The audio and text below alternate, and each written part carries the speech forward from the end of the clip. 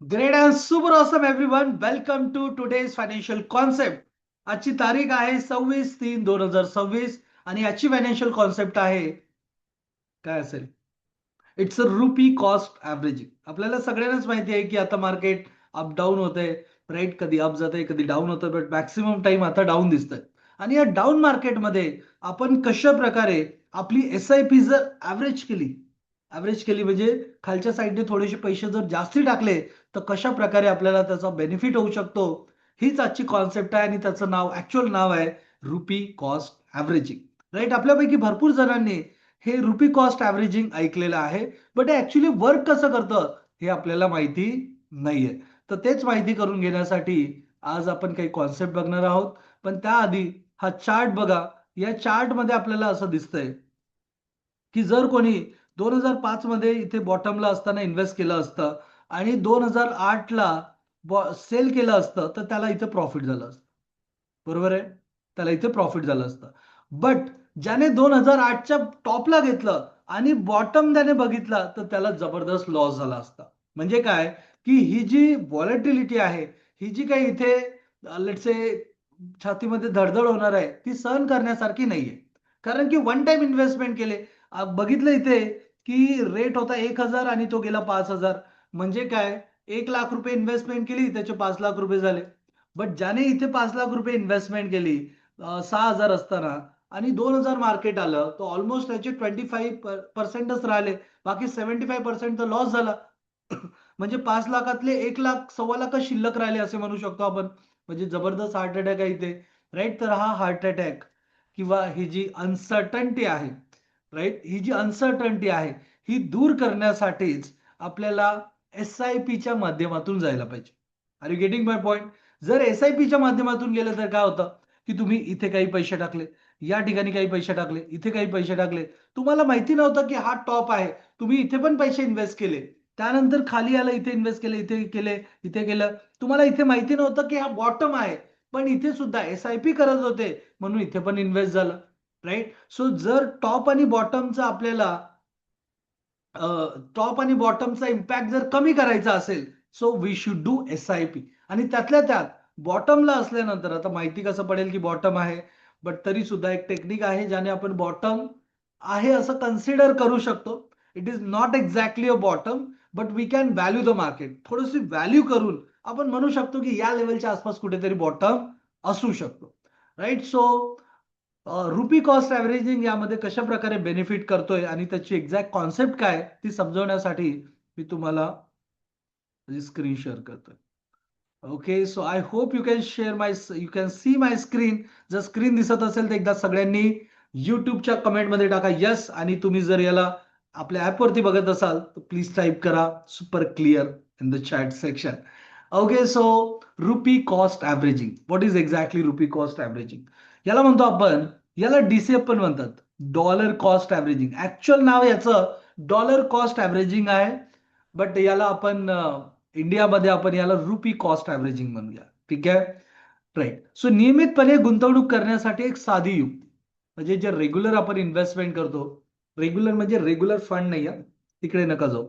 Okay, नियमित गुंतवणूक जे आपण करतो त्याला चांगल्या पद्धतीने करण्यासाठी जी युक्ती आपण वापरतो, म्हणजे जे म्युच्युअल फंडमध्ये एस आय पी मध्ये जे वापरलं जातं, that is based on this rupee cost averaging. Okay, कशा प्रकारे काम करते तर बघा. रुपी कॉस्ट ॲव्हरेजिंग किंवा डॉलर कॉस्ट ॲव्हरेजिंग म्हणजे काय? डीसीए म्हणजे गुंतवणूक धोरण आहे जिथे ठराविक रक्कम ठराविक अंतराने गुंतवली जाते. ठराविक रक्कम ठराविक अंतराने म्हणजे काय? तुमची एस आय पी. आज जानेवारी आहे तर जानेवारीमध्ये तुम्ही 1,000 रुपयाची एस आय पी केली. फरवरी आहे तर सेम टाइमला जानेवारी 1 ला केली होती, तर फेब्रुवारी 1 ला पण तुम्ही इन्व्हेस्टमेंट केली. कारण की या डेटला तुम्हाला माहिती आहे काय की मार्केट किती असणार आहे?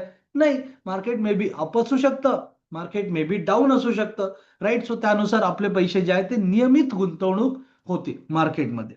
राईट, कशासाठी कामी येते हे? तर मार्केटमधील अस्थिरतेचा प्रभाव कमी करण्यासाठी मदत होते. मार्केटमधील अस्थिरतेचा प्रभाव कमी करण्यासाठी याची मदत होते. मुख्य उद्दिष्ट म्हणजे योग्य वेळेचा विचार न करता ओके गुंतवणूक करणे. आपण असं म्हणत नाही की मला असं वाटतं की नाही नाही हीच योग्य वेळ आहे, किंवा काही लोकांना असं वाटतं की नाही मार्केट वर आहे तर एसआयपी स्टॉप करून टाकायची का, असं पण काही लोकांना वाटतं. तर ते एकदम चुकीचं आहे. राईट. मुख्य उद्दिष्ट याचं हे आहे की तुम्ही योग्य वेळेचा विचार न करता तुमची गुंतवणूक करत राहा. ओके. नेक्स्ट मी तुम्हाला एक्झाम्पल पण समजून सांगणार आहे. ओके. तर डीसीए कशा प्रकारे काम करते, डॉलर कॉस्ट ॲव्हरेजिंग किंवा रुपी कॉस्ट ॲव्हरेजिंग कशा प्रकारे काम करते, तर बाजारातील किंमत कशाही असल्या तरी नियमित ठराविक रक्कम गुंतवा. तुम्ही ठराविक रक्कम गुंतवायला पाहिजे. जर ती गुंतवली तर काय होतं बघा, किमती कमी असताना जास्त शेअर्स खरेदी केले जातात. आपल्याला शेअर्स कमी पाहिजे की जास्ती पाहिजे, आपल्याला शेअर जास्ती पाहिजे.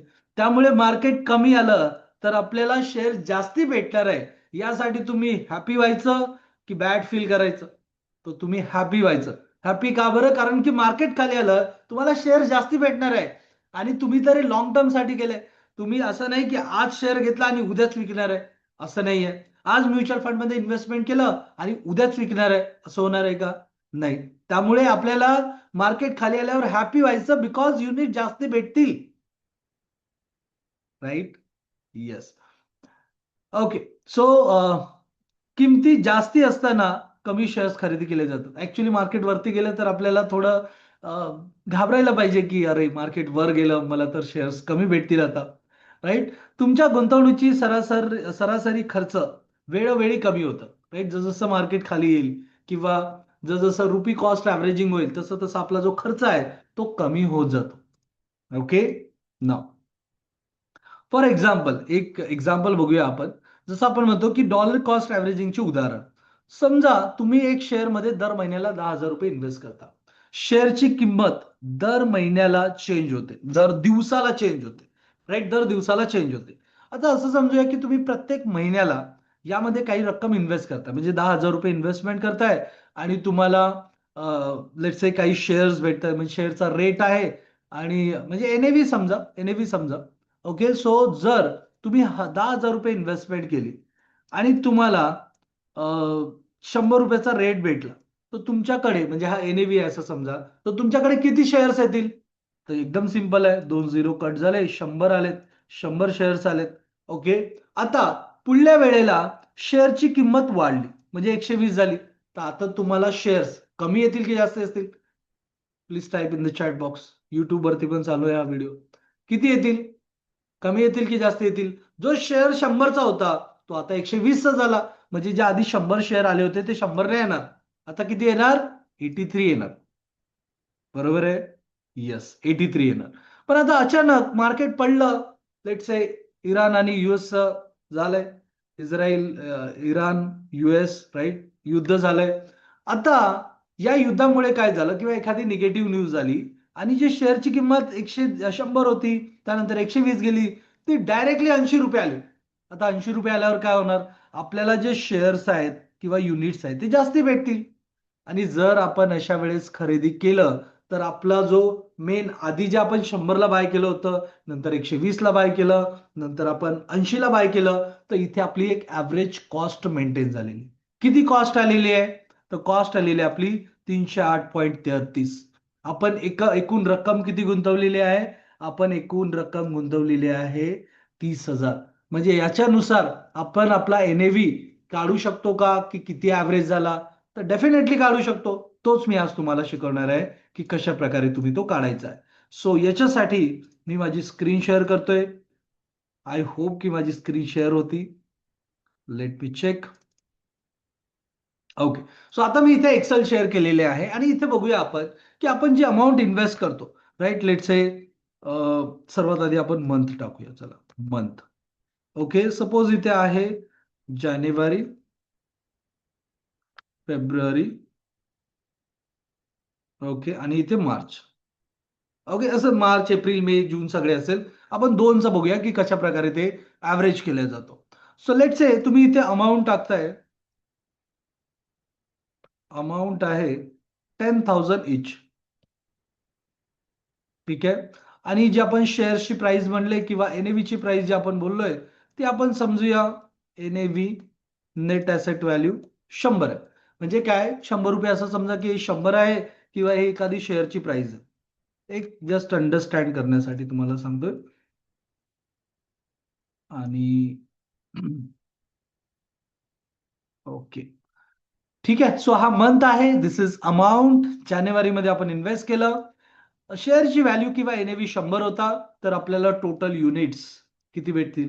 युनिट्स म्हणा किंवा शेअर्स म्हणा, नंबर ऑफ शेअर्स किती भेटतील? एकदम सिंपल आहे. दिस व्हॅल्यू 10,000 डिवायडेड बाय दिस म्हणजे 100 शेअर्स आपल्याला भेटले. आता फरवरीमध्ये काय झालं? फरवरीमध्ये रेट अचानक वाढला. ओके, एनएव्ही होता 120, तर किती युनिट्स भेटतील किंवा किती शेअर्स भेटतील? सिंपल अगेन, 10,000 डिवायडेड बाय 120 म्हणजे जे युनिट्स आहे ते 83 भेटतील. आता काय झालं? मार्केटमध्ये प्राइस वर गेली तर युनिट्स आपल्याला कमीच भेटले, कमी अक्युमुलेट झाले, राईट? तर आता याचा ऍव्हरेज कसा निघणार? सपोज हा मार्च आपल्याकडे नाहीच आहे असं समजूया. हा मार्च आपल्याकडे नाहीये, तर बघा, ज्यावेळेस तुमचा आधी 100 ला बाय झाला आणि नंतर 120 ला बाय झाला, तर तुमची ऍव्हरेज प्राइस कुठे जाणार? वर जाणार की खाली जाणार? तर ऑब्विस आहे की ऍव्हरेज प्राइस वर जाईल. म्हणजे जो तुम्ही आधी 100 ला खरेदी केला, नंतर 80, नंतर 120 ला खरेदी केला, तर तुमची ऍव्हरेज प्राइस वर जाईल. तर ऍव्हरेज प्राइस नक्की काढायची कशी? काही काही लोक काय करतात की सर तुम्ही आधी 100 ला बाय केला, त्यानंतर तुम्ही 120 ला बाय केलाय, राईट? टोटल झाले 220, आणि 220 डिवायडेड बाय 2 केले तर ऍव्हरेज आला 110. तर मला सांगा, 110 can it be right answer? नाही. तुम्ही काय करता इथे? शेअर्सच्या प्राइसला मल्टिप्लाय करता, शेअर्सच्या प्राइसला काउंट करताय तुम्ही. बट रुपी कॉस्ट ऍव्हरेजिंग मध्ये असं डायरेक्ट कॅल्क्युलेशन होत नाही. तर कॅल्क्युलेशन कसं होतं? कॅल्क्युलेशन असं होतं. सर्वात आधी बघा की टोटल इन्व्हेस्टमेंट किती केलेली आहे, तर टोटल इन्व्हेस्टमेंट केलेली आहे 20,000, बरोबर? त्यानंतर टोटल तुमच्याकडे युनिट्स किती आहे? टोटल युनिट्स किती आहे? तर टोटल युनिट्स पण आपल्याला माहिती आहे की this is the total units. Okay, आता ज्यावेळेस रुपी कॉस्ट ऍव्हरेजिंग होतं त्यावेळेस यांची दोघांची बेरीज करून डिवायडेड बाय जेवढे काही अमाऊंट पे केलेले आहे, नंबर ऑफ अमाऊंट, तर ते ते डिवाइड होत नाही. तर ते काय होतं? याला 20,000 डिवायडेड बाय 183 असं केलं जातं. आणि इथे तुमची जी ऍक्च्युअल व्हॅल्यू येते, ऍक्च्युअल शेअर प्राइस जी येते, ती आहे 109.09. This is cost, rupee cost averaging, right? तुम्ही 100 ला घेतलं, 120 ला घेतलं, डिवाइड बाय 2 केलं, असं नाही होत. Okay, so this is how exactly you can do, right? म्हणजे काय झालं की तुमची जी ऍव्हरेज कॉस्ट आहे ती ऍव्हरेज कॉस्ट 109 ला आली. आता नेक्स्ट हे खालचं मोडून टाकतोय. आता सपोज मार्च मध्ये असं झालं की तुम्ही 10,000 रुपीज इन्व्हेस्ट केले, बट यावेळेस प्राइस 80 आली डायरेक्ट. ओके, ना 80 जर आली तर युनिट्स किती भेटतील? ऑब्विसली युनिट जास्ती भेटतील. सिरियस, 125 युनिट्स भेटले. आता याचं रुपी कॉस्ट ऍव्हरेजिंग कसं येणार? म्हणजे जो आपला नेट ऍसेट व्हॅल्यू आहे किंवा शेअरची प्राइस आधी 100 होती, नंतर 120, नंतर 80 ला पण तुम्ही घेतले, तर आता तुमचा ऍव्हरेज कॉस्ट किती येणार?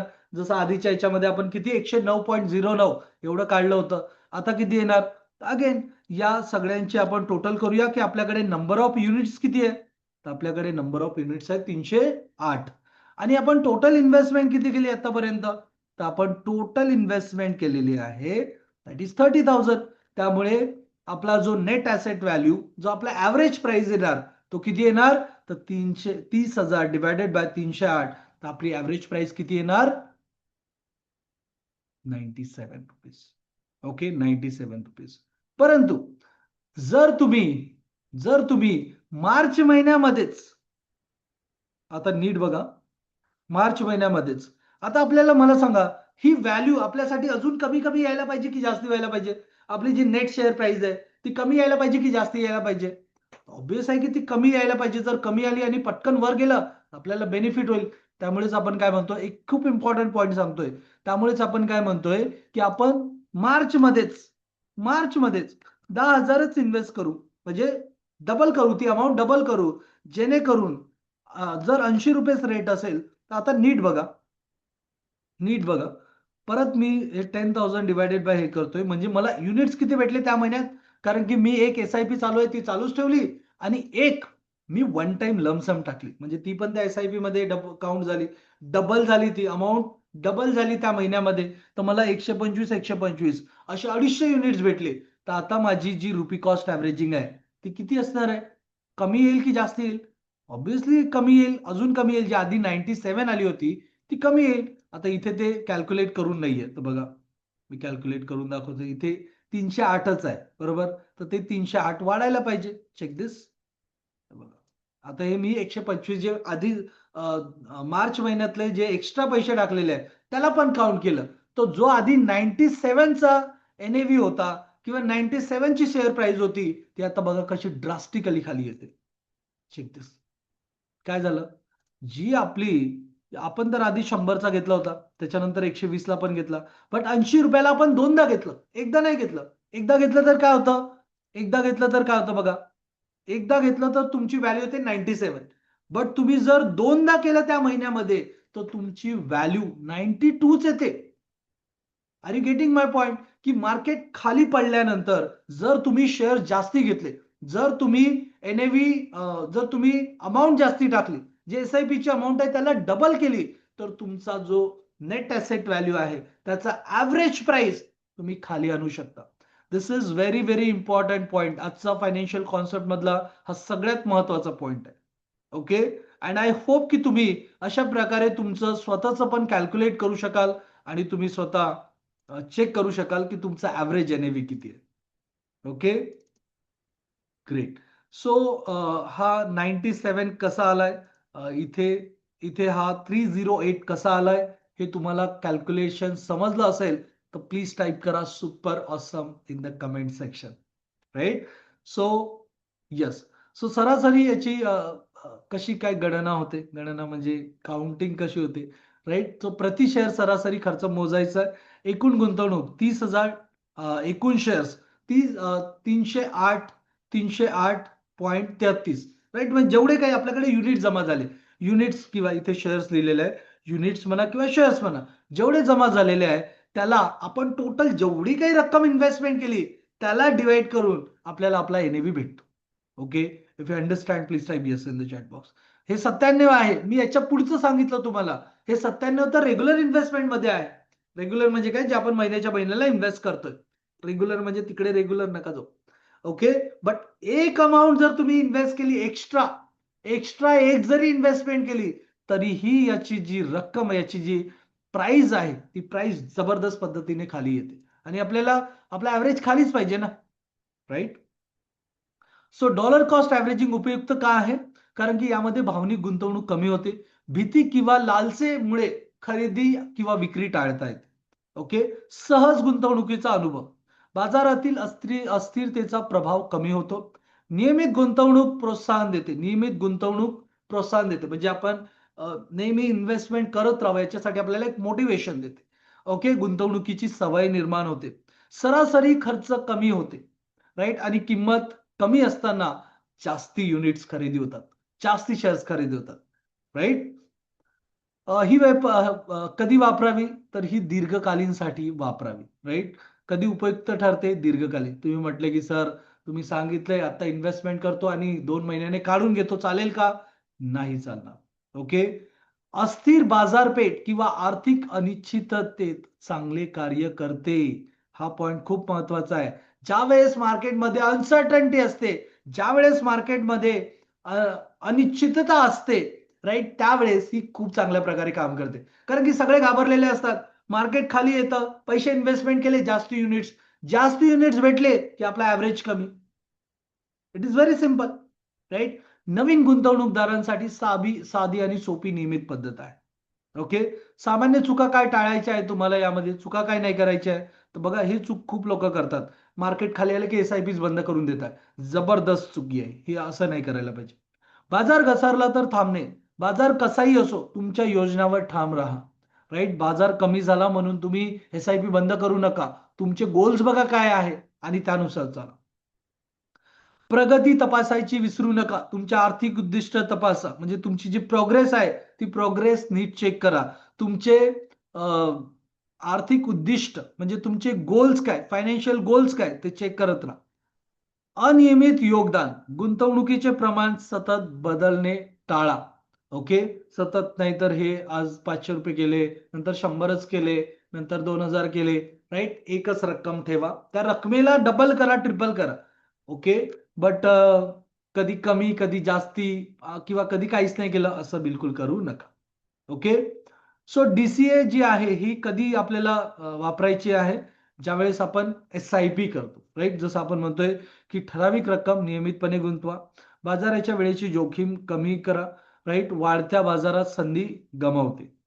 ओके. लमसम एकाच वेळी संपूर्ण रक्कम गुंतवा, जोखीम जास्त पण चांगल्या बाजारात जास्त परतावा. जर मार्केट खालीच असेल, जर मार्केटमध्ये आपली जी OLX लेवल आपण बोलत होतो ती जर आली, राईट, तर तुम्ही लमसम पण टाकू शकता. ओके. बट द DCA आणि लमसम मध्ये हा डिफरन्स आहे की DCA ला दिमाग लावायची गरज नाहीये, लमसमला थोडं दिमाग लावावा लागतो. ओके. निष्कर्ष काय आहे? तर DCA साधी नियमित गुंतवणूक करण्याची युक्ती आहे, बाजारातील अस्थिरतेचा प्रभाव कमी करण्यासाठी. दीर्घकालीन आणि अस्थिर बाजारात चांगलं कार्य करते. ओके. काही क्वेश्चन असेल तुमचे तर आपण नेक्स्ट सेशनला घेऊया. I hope you like today session. Thank you so much everyone for joining today session. भेटूयात आपण नेक्स्ट सेशनला. See you all. Bye. C.